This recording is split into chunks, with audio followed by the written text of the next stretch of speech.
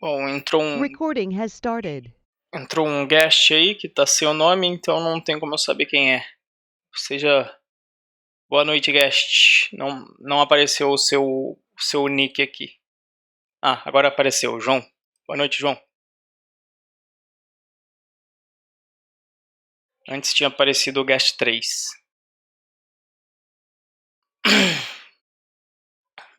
Ok.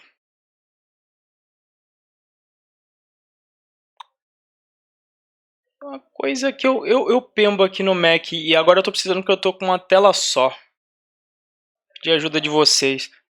Não tem como falar pra ele aqui nessa tela mesmo, falar, tipo, maximiza aqui sem eu precisar colocar nessa tela aqui, porque eu não. Aliás, digitem aí no chat, mas eu acho que não aparece. Quando eu maximizo dessa forma, eu acho que se vocês digitarem no chat eu não consigo ver.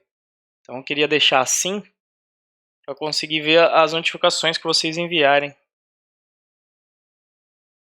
Mas aí ele não fica exatamente nos 100%. Não sei se tem aqui, deixa eu ver se tem um view.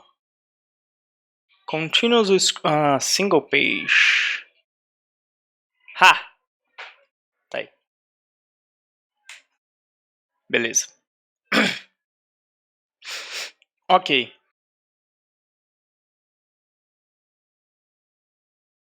Eu não sei se essa notificaçãozinha que entrou agora, que é o que vocês digitaram.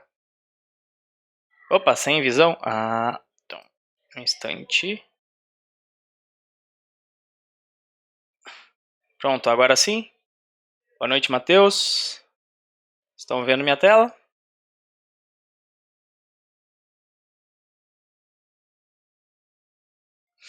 Beleza.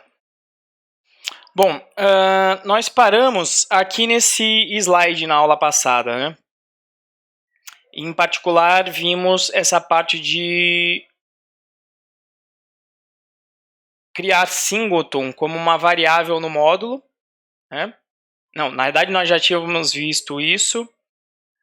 Nós vimos essa parte de singleton Highlander, quando nós queremos criar uma classe e a priori, quando nós queremos fazer herança, né? Mas nós vimos que na realidade a herança ficou comprometida porque a gente não conseguiu fazer herança quando nós implementamos o padrão singleton como um Highlander, né? Sobrescrevendo o parâmetro de Undernew, porque uma vez que você criou o primeiro, quando você tentava criar com a subclasse, não interessava, né? Aquela primeira. Deixa eu até voltar para o código, vocês lembram disso? Cadê esse código aqui do Highlander, né? Então, quando eu criava aqui o primeiro com um singleton, desta forma, mesmo que eu chame subsingleton aqui na linha 24, não interessava, né? O meu objeto ia continuar sendo o singleton, porque ele foi o primeiro a ser chamado, né? E aí a gente chegou a terminar a aula até fazendo isso daqui, thread safe, para ter certeza que isso daqui só ia ter uma instância, né? Por programa Python.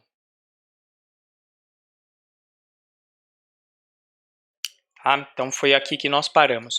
Agora, uma coisa interessante que inclusive foi comentado foi isso daqui de criar somente uma instância. Isso para mim foi uma coisa que eu sempre vi no padrão singleton. Na verdade, eu sempre vi o padrão singleton e sempre tinha visto a forma, digamos, Java de se criar o padrão singleton, e nunca tinha pensado por esse aspecto, por esse ponto de vista que o Alex Martelli colocou, de criar somente uma instância sem restrição.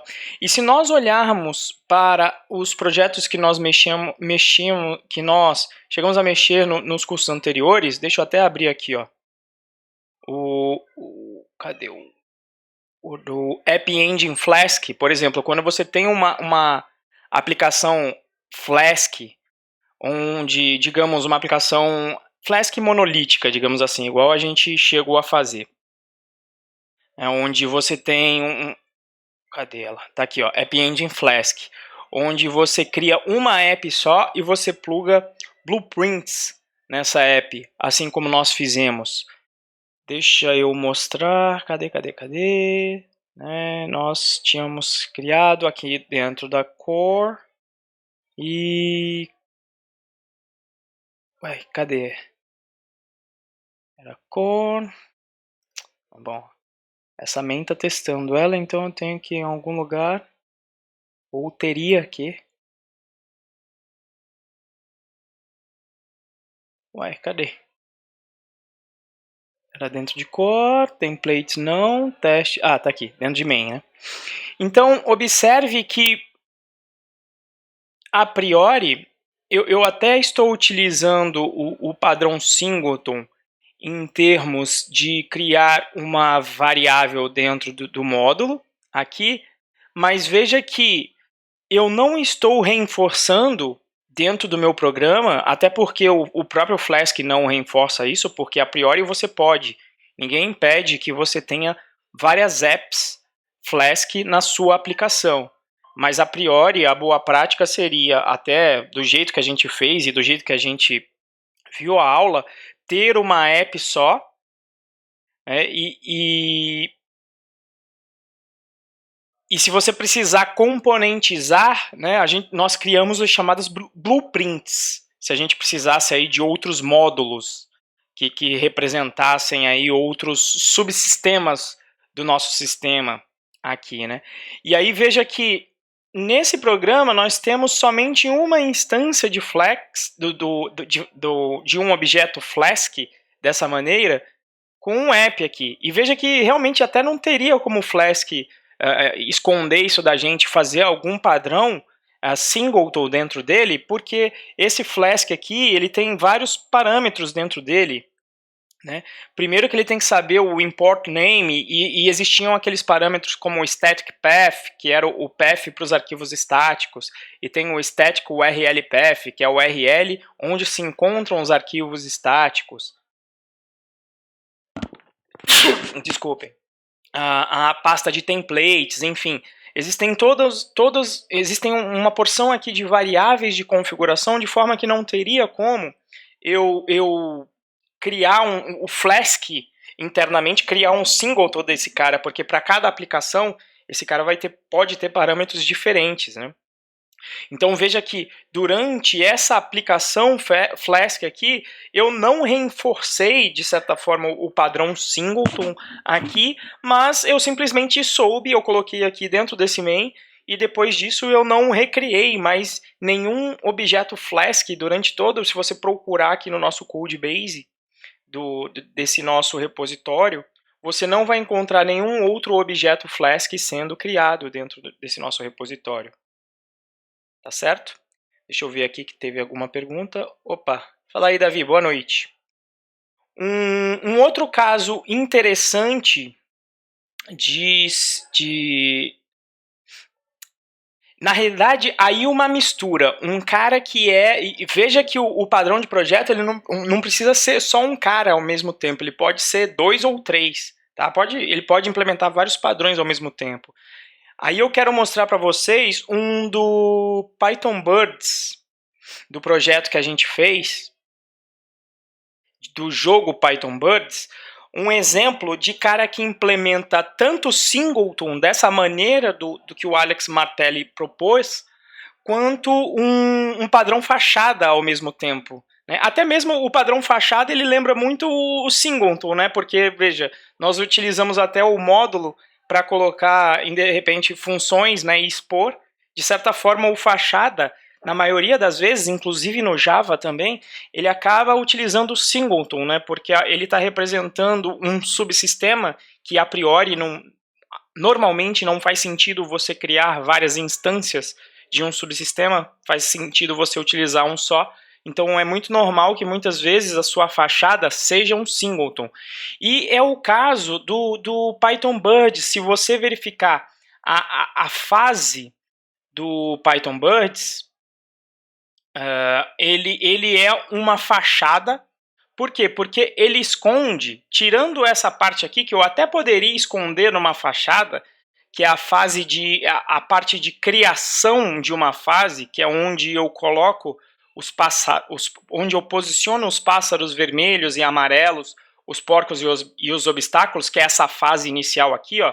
Mas eu poderia muito bem criar uma fachada, separar, por exemplo, até mesmo um bom candidato seria isso aqui, ó, pegar todas essas fases em vez de deixar tudo separado, enfiar tudo no init aqui e instanciar essa parte de inicialização das fases todas ali, tá? Em vez de inicializar aqui assim. Mas veja que eu instancio a fase de exemplo nesse início, aqui, essa fase de exemplo, e eu não instancio durante a execução do meu programa em nenhuma outra hora. E ela serve de fachada, por quê? Porque uma vez que eu instanciei os pássaro vermelho, pássaro amarelo, porco e etc., eu só vou interagir com a fase através desse objeto fase exemplo. A minha placa gráfica, que é essa daqui, que é a que efetivamente tem a placa gráfica, na realidade, essa daqui é a que tem essa daqui é a que eu implementei no console. Tá? Essa daqui é a visual e essa daqui é o Python Birds. E é até um bom exemplo daquilo. Se lembra que eu falei que às vezes quando você quer isolar a interface porque você vai utilizar... Eu dei o exemplo na web, né? Você vai utilizar aquele cara na view, por exemplo, na aplicação Django. Você vai utilizar aquilo na view, você vai utilizar a sua lógica de negócio na view, na API, de repente você também vai reutilizar num CLI. Aí fica ruim se você deixar dentro do handler, direto numa view do Django, porque aí você vai começar a repetir código. Então, se você deixar isso numa fachada, você não vai precisar repetir código. Veja lá o que eu fiz. Ó. A lógica do placa gráfica está aqui, ó, só nesse código aqui desse Python Birds. Aqui, ó. Aqui eu estou construindo a minha fase de exemplo. Tá? Adicionando os pássaros, mas se você for ver o código desse placa gráfica que está aqui, animar, ó, que é isso daqui, ó, em nenhum momento ele vai interagir. Isso aqui é só o que está fazendo a lógica de coloca na tela e limpa e etc. Mas ele só faz menção, a função animar e etc. Ele só vai fazer menção. Cadê a função animar até? Deixa eu voltar aqui até. Deixa eu ir na função animar. Ele só vai fazer menção a essa fase aqui, ó. É a única coisa que você vai ver dentro desse código, ó. Fase. Ele só vai chamar, olha lá, métodos desta fase aqui. E mais nada, olha lá. Ele pergunta o status da tela para saber se o jogo acabou com vitória, derrota e etc. Para saber se acabou ou não. Depois, para pegar os pontos na tela, ele pergunta para a fase também. Tá? Então, tudo que você vê na tela, olha lá, sempre eu estou passando a fase.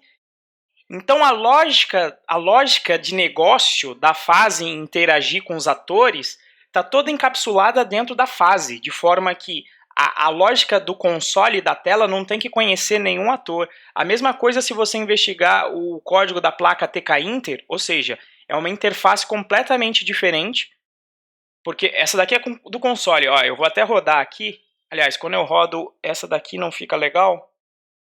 Fica mais legal quando eu rodo por fora o da placa gráfica. Deixa eu rodar por fora aqui. Como é que eu vou fazer isso? Aí eu vou ter que navegar, né? Ctrl T, vou ter que navegar até o projeto.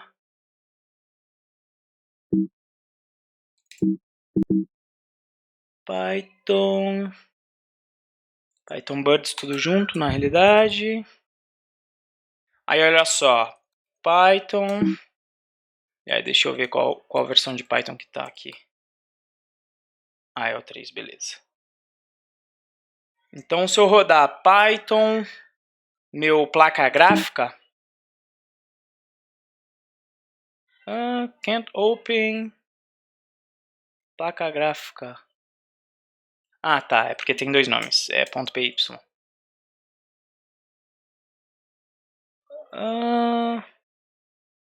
Como é que é? Type error, acabou. Missing one requirement argument. Opa. Tá, é porque eu tô na branch errada.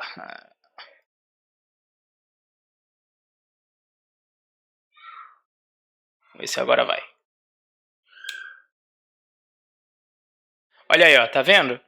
Isso daqui é eu testando uma animação no console. Tá vendo? Do jogo Python Birds. Então veja que eu uso as mesmas regras de negócio para eu testar. Por quê? Porque eu estou utilizando uma fachada só. Então eu consigo utilizar as mesmas regras. Eu não sei se eu cheguei a mostrar isso para vocês. Eu cheguei a mostrar isso para vocês durante o curso, essa interface distinta.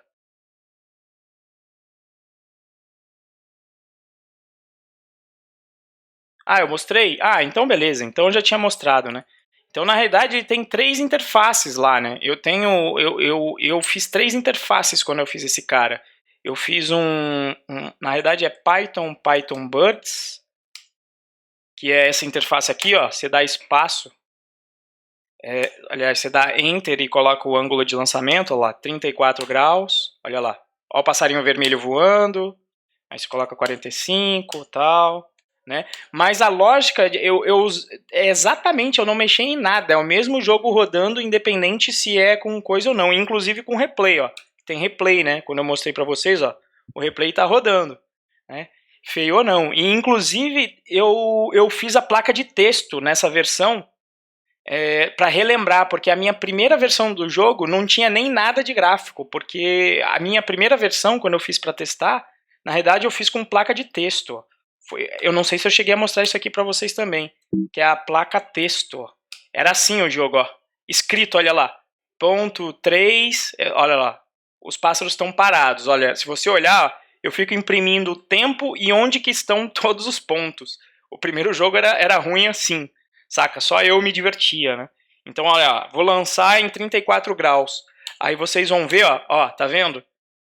De um tempo para o outro, o primeiro ponto vai variando. Inclusive é isso que eu vou apresentar no meetup de amanhã, na TFG.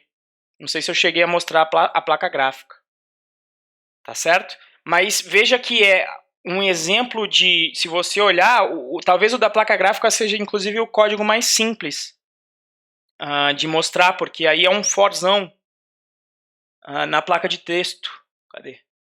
Placa de texto.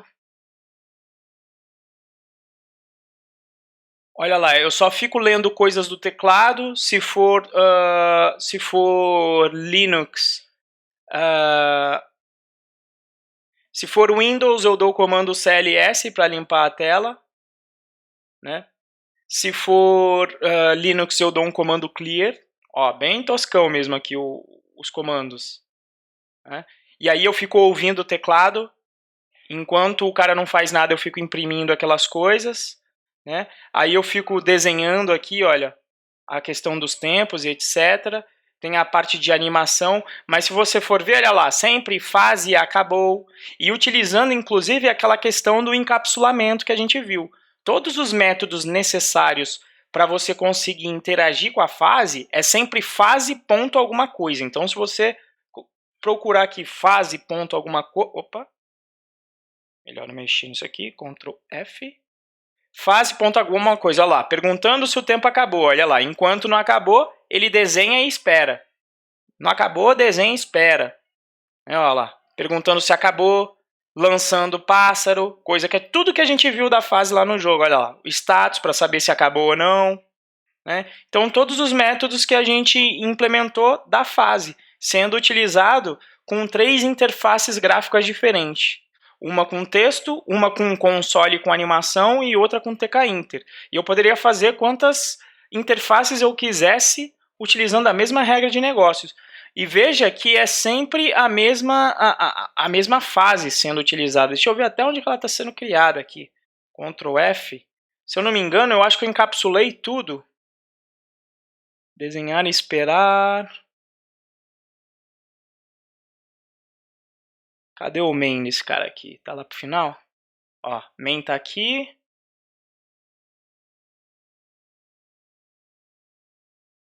From fase, import fase, fase exemplo fase. Ah, não, ó, aqui ó, é a preguiça, né? Mas olha só, eu copiei o código de criação daquela fase lá, mas eu poderia muito bem encapsular, utilizar o padrão a fachada e enfiar, por exemplo, nessas fases aqui, né? Para, sei lá, criar uma outra fase. Inclusive, eu não sei se eu cheguei a mostrar para vocês também, mas existem outras fases aqui, ó. Fase do Brasil. Alguém fez uma bandeira do Brasil aqui, não me lembro se fui eu. Você rodar esses caras aqui, você tem outras fases aqui. Aí, ó. Tá? Então, quem quiser se divertir, ó, isso daqui tem 1 milhão de passarinhos que dá para você colocar rodando. Tá? Mas, enfim, não é o objetivo do curso, mas o importante só tem uma fase. Toda vez que eu rodo esse programa Python aqui, só tem uma fase rodando. Então ele funciona, e eu só interajo com a fase, e a fase é responsável por interagir com os objetos mais complexos, que são os atores, né? O porco, os obstáculos, o pássaro amarelo e o vermelho. Então veja, se vocês olharem, principalmente vocês que chegaram a fazer o projeto, dê uma olhada no código de vocês para trás, que de certa forma você consegue ver que você mexeu com um singleton e com um facade meio sem saber que estava fazendo isso. Tá? É só questão de dar uma arrumada naquele código para na hora de construir a fase, a parte da construção também ficar encapsulada. Beleza? Mas deu para ter uma noção, então, do que o Alex Martelli quis dizer com implementar o padrão singleton sem firula? Criando somente uma instância sem a necessidade de definir, sem restrição, né? E aí só sendo necessário definir exatamente quando criar. Por exemplo, ali no meu caso, criando em uma main e não criando novamente durante a execução do programa. Uma regra simples ali nesse caso. Certo? Ou seja, sem precisar inventar muito. Beleza? Alguma dúvida aí, galera? Tranquilo? Deixa eu ver se alguém chegou mais aqui. Não? Beleza. Mas, enfim, mas onde nós paramos na realidade, o problema que nós tínhamos visto tinha sido com o Highlander, né? A gente tinha este problema aqui, né? De querer fazer a subclasse e não conseguir com o Highlander. Então eu vou fazer um Ctrl+C, Ctrl+V do Highlander para a gente ver um outro padrão que se chama Borg. E que inclusive o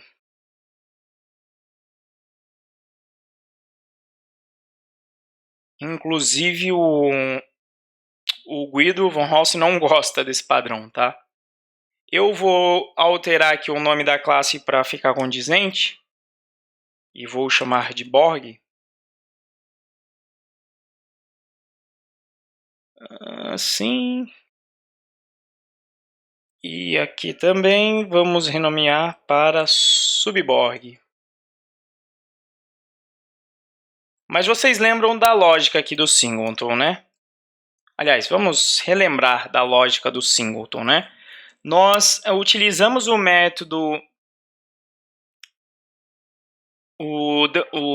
dunder-new para interferir na lógica de criação do singleton, né? Aqui nós ainda estamos com o código copiado, eu só renomeei e a gente vai mexer nisso, né? E aí quando você criava a primeira vez, você guardava essa instância, mas o problema disso é que na hora que você tentava perguntar o tipo, só relembrando aqui qual era o problema, né? Você criava a classe pela primeira vez e quando você tentava criar utilizando a subclasse, o problema é que o tipo da subclasse continuava sendo Borg. Quando, né, você utilizou aqui para o objeto 2 um subborg, o tipo dele vai continuar sendo Borg, porque a partir do momento que você criou a primeira vez com um Borg, você passou por esse if a primeira vez, esse cara vai deixar de ser nulo, então nunca mais um objeto vai ser criado, né? A pegada do Borg vai ser diferente. O que ele vai fazer? Ele vai, na realidade, compartilhar o mesmo estado com todas as instâncias. Então, em vez de compartilhar aqui um instance, inclusive ficou misturado aqui, né? Inglês com português de novo, né? Uma maravilha. Acho que é porque também tinha copiado, né? Tinha sido o código que o Rafael tinha passado copiado para mim. Tá? Então aqui vai ser diferente. Ó. Eu vou mudar o nome desse cara não para instance. E agora eu vou chamar ele de... Eu vou colocar tudo para português mesmo, que acho que é o que eu queria. Né? Eu vou chamar de estado compartilhado. Tá? E aí vocês vão entender por quê. A lógica ela é muito parecida com o que nós fazemos no Singleton. Só que a diferença é a seguinte. Aqui eu não vou,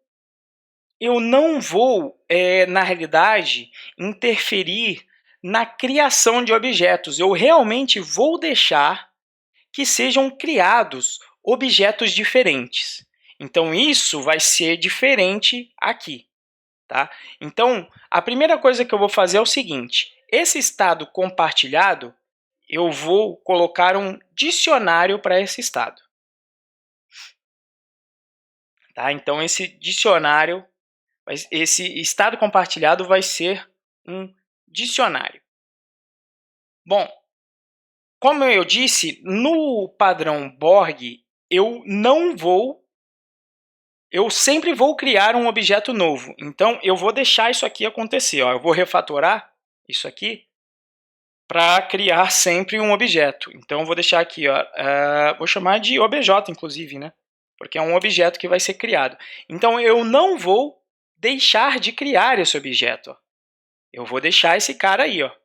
Então, eu sempre vou criar o objeto e ao final do Dunder New, obviamente, que sempre que você cria o objeto, eu vou retornar o objeto que foi criado. Então, a priori, com essa parte aqui de cima e essa parte aqui de baixo, tirando essas linhas intermediárias, eu estou fazendo exatamente o que o Dunder New faz originalmente. Agora, o que eu vou fazer de diferente? E aí eu nem preciso de nada de threading aqui, porque na realidade eu não vou precisar de lock nenhum.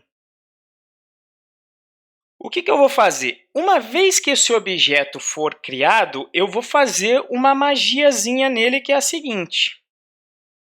Eu vou pegar o atributo DunderDict desse cara e vou atribuir para esse cara aqui o... Agora eu não sei se eu pego do class. Se eu pegar do class, a vantagem é que se eu fizer subclasse, cada um vai ter o estado compartilhado, que talvez seja uma coisa que você possa fazer. Depende do que você vai querer. Nesse caso, eu vou utilizar o class. Tá?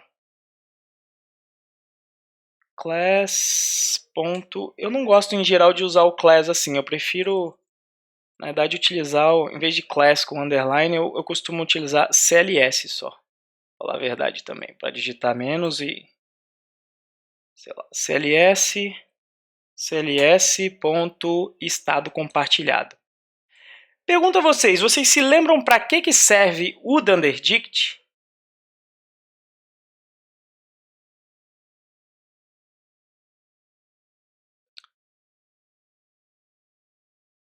Tem o class com K também. Eu usava o class com K no Java. Mas eu acho que eles colocam automático CLS, inclusive quando você faz um método estático aqui no PyCharm, aí eu acostumei com CLS também. Aliás, eu acostumei com um padrão, acho que para tudo assim no Java, sabe? Você vai fazer um list, aí eu coloco LST aqui. Vai fazer um dicionário, eu coloco DCT. Não sei porque eu comecei a seguir esse padrão de comer as vogais.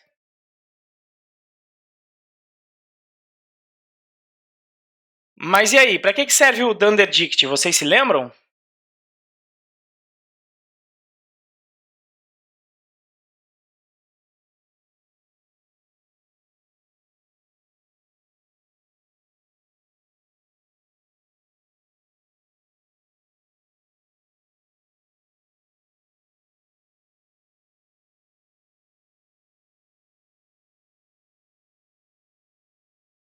Alguém? Ainda estão aí? Estão me ouvindo? Se não lembrarem, coloquem não aí, só para eu saber que vocês desistiram de pensar. Quando vocês não respondem, eu acho que vocês estão pensando no assunto. E aí eu espero vocês pensarem. Consigo ver, então, as propriedades do objeto. Vocês se lembram que tudo que a gente criava no Dunder Init ficava nesse cara?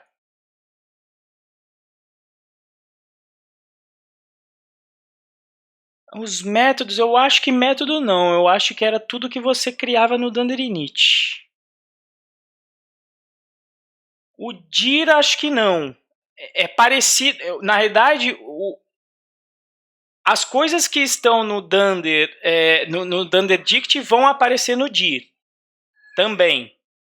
Mas o contrário não. Vamos testar aqui só o que eu estou falando, tá? Vamos abrir aqui um terminalzinho, um console, aliás. Nossa, que demora para abrir um console, filho. Class pessoa. Def Dunder Init. A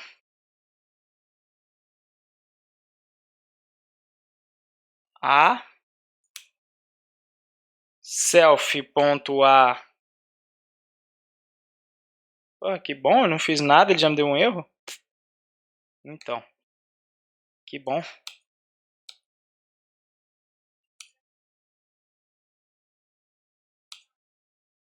Então, olha só, Renzo igual a pessoa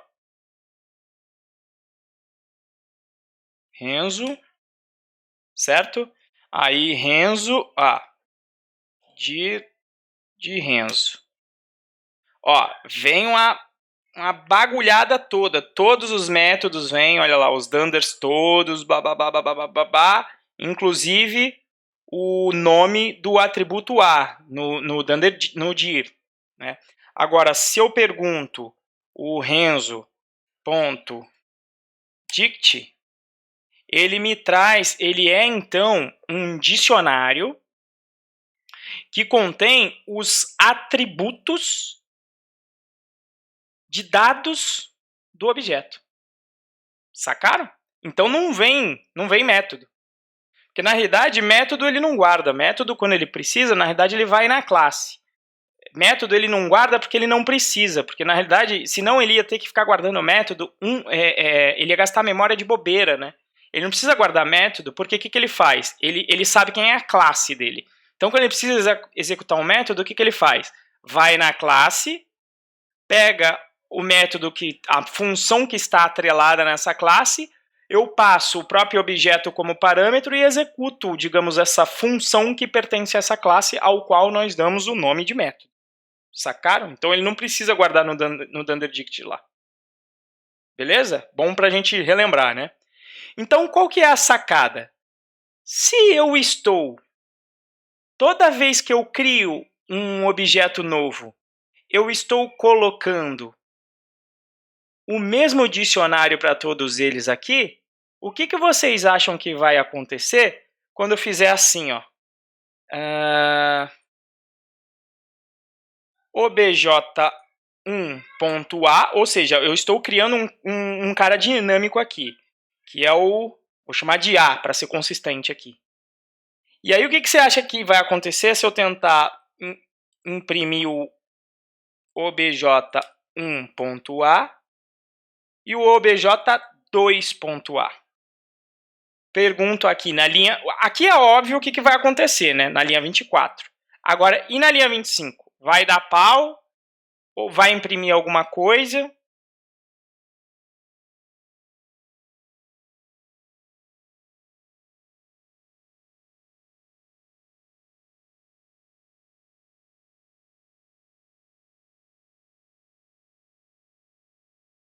O ID... Excelente. Então, vamos tentar responder...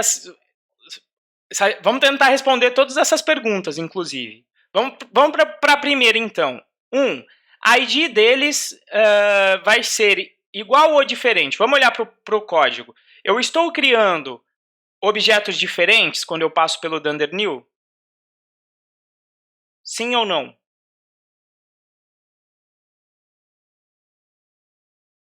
Sim, então a ID vai ser diferente. Portanto, então, aliás, essa já foi a conclusão. Se eu estou criando objetos diferentes, o ID, então, vai ser diferente. Então, são objetos diferentes. Inclusive, é isso que eu queria mesmo, por quê? Porque eu não queria zoar a herança. Então, realmente, eu tenho que deixar que a construção de um objeto diferente aconteça, porque eu tenho que utilizar essa construção para permitir que o objeto 1 seja um Borg e o objeto 2 seja um subborg. Que era o meu objetivo, né, inicial lá, que o Highlander era o problema do Highlander, que eu não tenho com o Borg. Então, objetivo número 1, vamos até para confirmar pouco a pouco, eu vou comentar tudo isso e vou rodar o código. Então, olha lá, terminando com 64 primeiro, com 20 o segundo. Então, primeira etapa, ok. Vamos para a etapa 2. E aqui, vai executar ou vai dar ruim?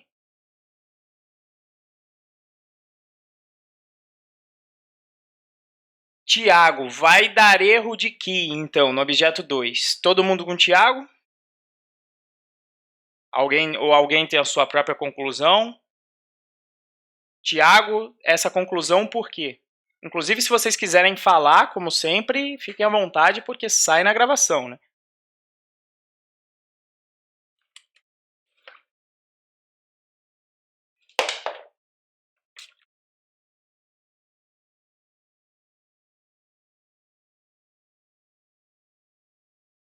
Porque A não foi atribuído ao obj2.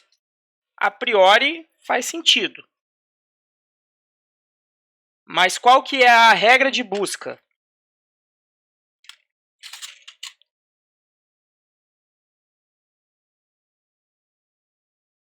Não tem no dict? Ah, aí eu já não sei. Aí é você que está dizendo.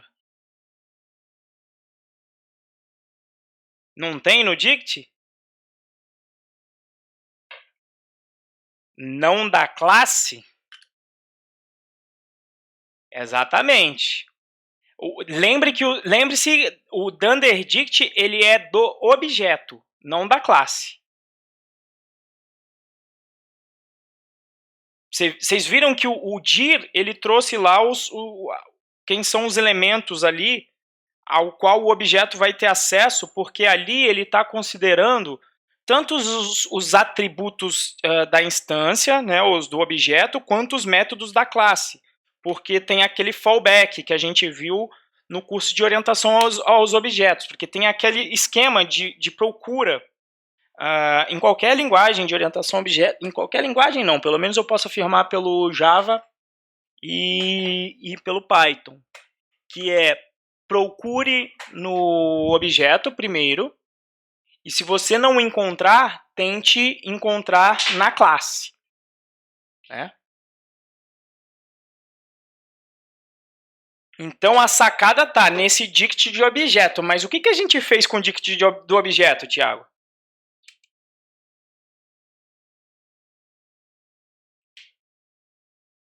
Aí que está o pulo do gato do Borg, e até o nome da variável já...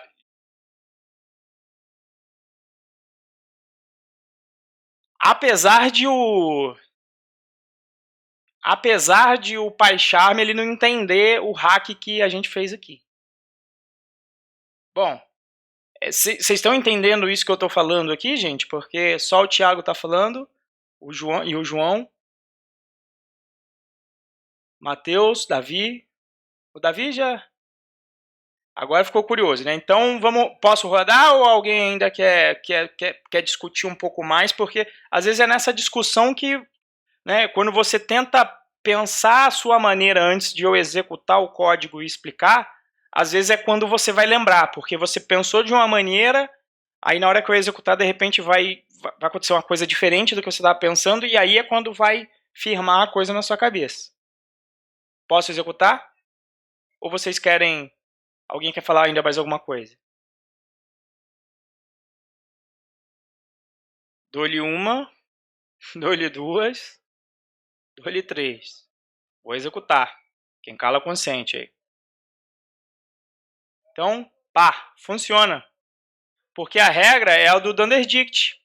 A partir do momento que eu sobrescrevo esse cara, então, quando ele procura, na realidade, o atributo, essa procura, ele vai pelo Dunderdict mesmo. Então, é por isso que eu chamei essa variável de estado compartilhado. Porque, apesar de os objetos serem distintos, o estado entre eles é compartilhado. E, inclusive, é por isso que o padrão se chama Borg. Algum de vocês é fã de Star Trek? Eu não sou muito, para falar a verdade. Eu vi os filmes, alguns deles, mas eu não sou... Isso aí acho que é mais coisa de americano, sabe? Eu gosto mais, assim, de Star Wars, mas não sou aquele cara, caralho, Star Wars, tal. Eu até vejo e gosto. Gosto até mais de Star Wars, mas Jornada nas Estrelas eu não sou tão famoso, tá? Alguém aí é fã? Em particular, alguém já viu esse Jornada nas Estrelas nova geração? E eu só sei isso porque eu vi o Luciano falando também, tá? Mas, enfim. E aí eu acho que você tem que ser muito fã, porque segundo o Ramalho, nesse... Isso, então. Eu achei interessante o conceito, né? Eu fiquei tentando imaginar depois que eu vi o Ramalho falando. Falei, putz, seria sinistro se existisse uma raça assim, né? Os Borgs aí no Star Trek, ele falou que só aparece em 3 capítulos. Por isso que eu falei que acho que você teria que ser muito, muito fã para conhecer. Mas os Borgs parece que são uma raça, né, uma espécie em que eles compartilham a mente. Então, tudo que um vê, tipo, todos sabem. Tudo que um aprende, todo mundo aprende. Saca? Então, por isso que eles chamaram o padrão de Borg. Porque o estado é compartilhado. Então, a partir do momento que um cria um atributo, o outro também cria um atributo, porque na realidade eles compartilham um estado. Só que, apesar disso, cada um vai ter o seu tipo. E cada um é um objeto distinto. Tanto é que, olha lá, cada um, olha lá, o primeiro é o Borg, o segundo é o subborg, e por conta disso, cada um executa o seu próprio método. Porque os métodos, eles não fazem parte do Dunderdict do objeto. Os objetos, porque senão você ia ficar gastando espaço em memória de bobeira, porque, como eu falei, o método ele fica guardado na própria classe, porque a única coisa que diferencia um método do outro é o primeiro parâmetro seu objeto, e você não precisa ficar guardando... Já imaginou, se tivesse 30 métodos aqui e você criou 1000 objetos, você ia ter que guardar 30.000 métodos e cada um deles, para cada um desses 30.000, só porque tem um objeto diferente para cada um deles? Não, ele só guarda aqui essa referência na classe, aí quando ele precisa executar, ele vai, opa, pega o método da classe, joga o próprio objeto como primeiro parâmetro, executa e me dá o resultado. Tá certo? Apesar de quando você perguntar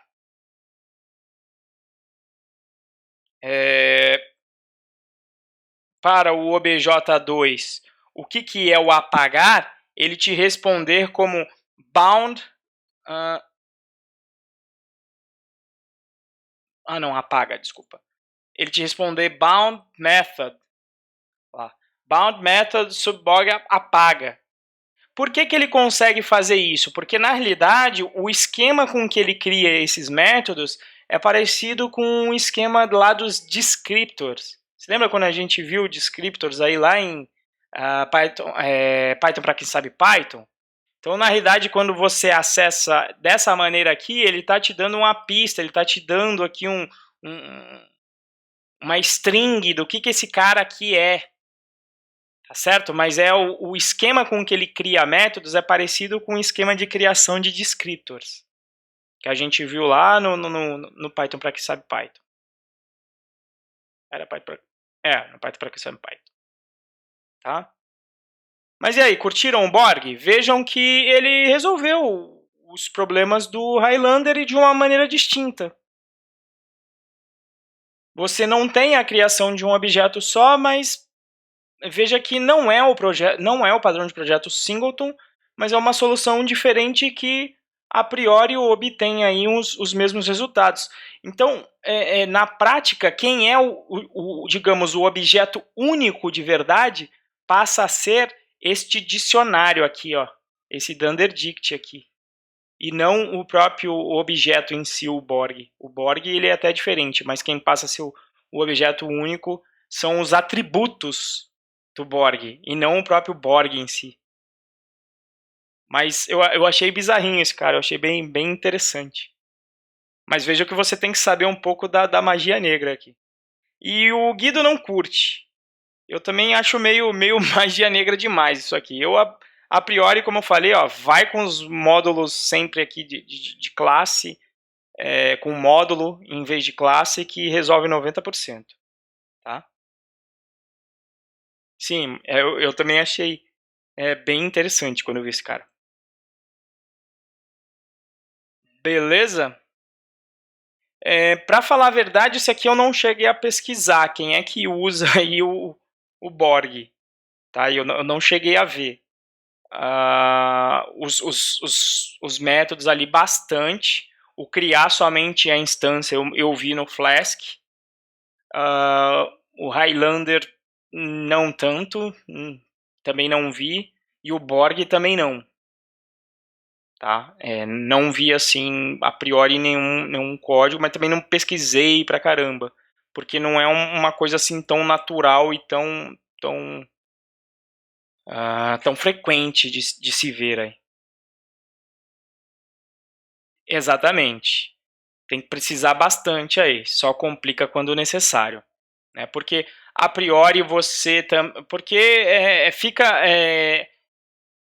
veja que o PyCharm já dá uma dica de que está acontecendo coisa explícita, né? Veja que ele está falando que o atributo de A ele não tem esse atributo. Por quê? Porque ele está lendo o subborg e ele está acostumado que os atributos de um objeto sejam criados ou no Dunder init ou através de alguma atribuição no seu código. Então o PyCharm é inteligente para ver isso, ó. Tá? Ele não está dando erro aqui no objeto 1 por causa disso. Tá? Agora, no objeto 2 ele está dando por quê? Porque ele não está vendo nada sendo criado no Dunder init, não está vendo nenhuma atribuição direta ao obj2, mas está dando esse problema aqui. Beleza? Alguma dúvida aí, gente?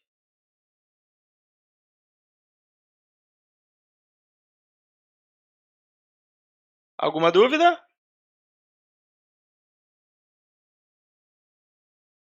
Então vamos fazer o nosso intervalinho para a gente pular para o próximo slide, para outro padrão. Deixa eu parar de gravar aqui.